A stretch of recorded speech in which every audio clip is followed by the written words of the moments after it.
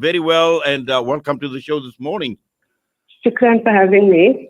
Right, looking at this judgment that came through Ayesha, the Supreme Court of Appeal of South Africa on Friday, and obviously, me not being a legal person, but looking at this judgment, it's a massive judgment. It's a huge judgment.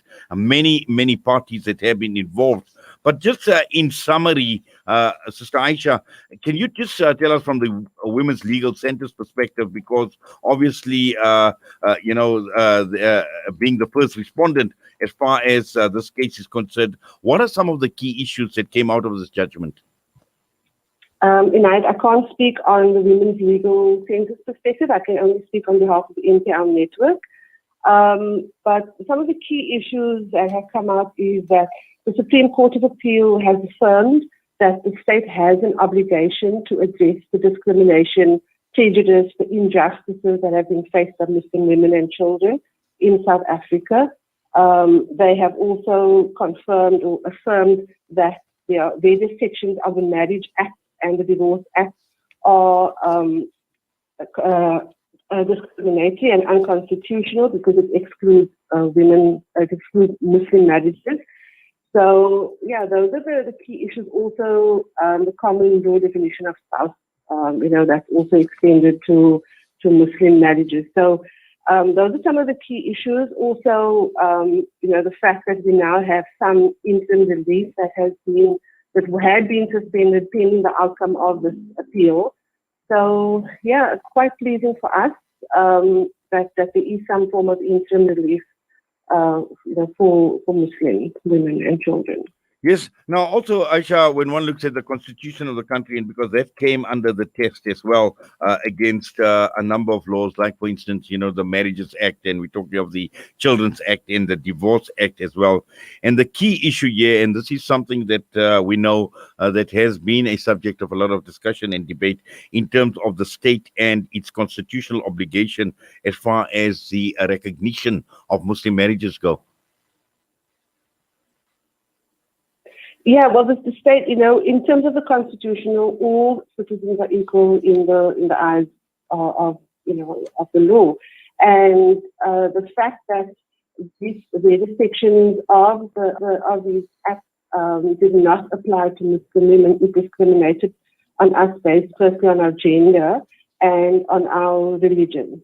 So those are grounds, those are constitutional rights that the protection is extended to us in terms of those rights. So the fact that we didn't have any protection, it's huge, that the Constitution is now being shown that, we all are supposed to have access to, are supposed to be equal. The fact that we were suffering or that we struggled with access to courts because of the costs involved, because there was no legislative framework which protected us. Resulted in, many women not accessing their rights and not, being able to access the court because of the time factor, the cost factor, the emotional, toll that it takes on a person. It's not easy.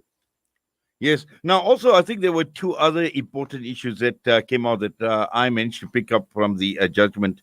Is one, obviously, the court having recognized the hardships faced by parties, particularly with regards to vulnerable women and children in Muslim marriages, and in the absence of this legislation, the court has recognized that this has been problematic, but also at the same time, the court has now recognized the fact that the non-recognition of Muslim marriages is this violation of constitutional rights of women and children in particular. And there were, in fact, a few individual cases that the court had basically referred to.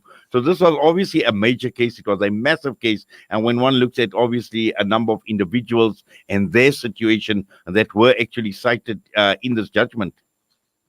Yes, so far over the years, any advances that we've had in the recognition of Muslim marriages has been on a piecemeal basis. So the Daniels versus Campbell, the Hassan matter, all of these cases have actually been stepping stones. It's been used to prove that we are supposed to be, when I say we, Muslim women and children, Muslim, couples are supposed to be protected by these various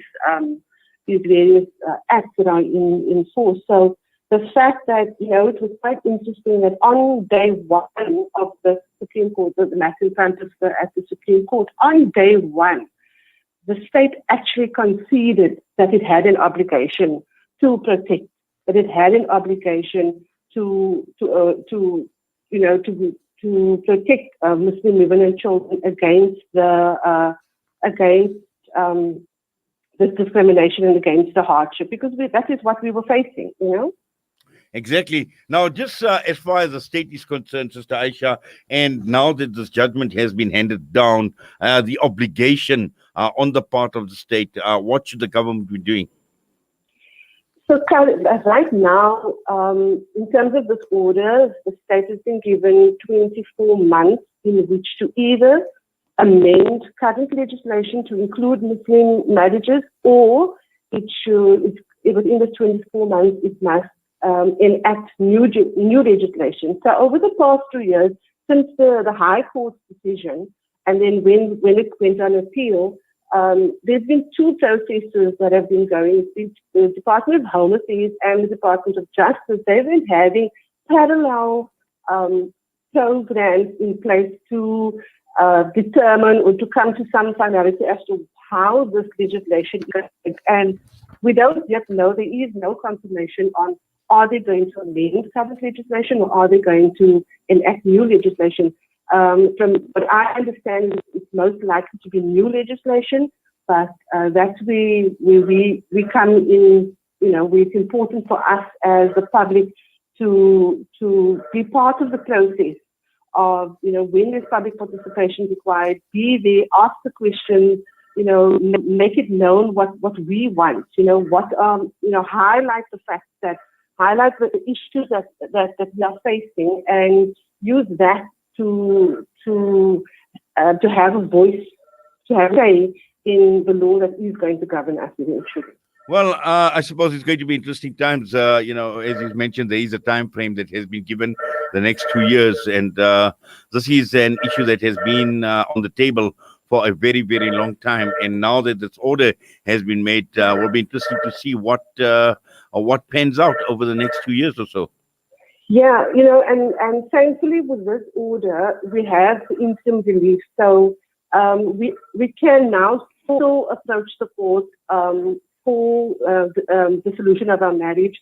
And in terms of this order, Muslim marriages will be deemed out of community of property. Now, this is very interesting because although it's going to be deemed out of community of property, if there is a contract, if there is an agreement of the assets of the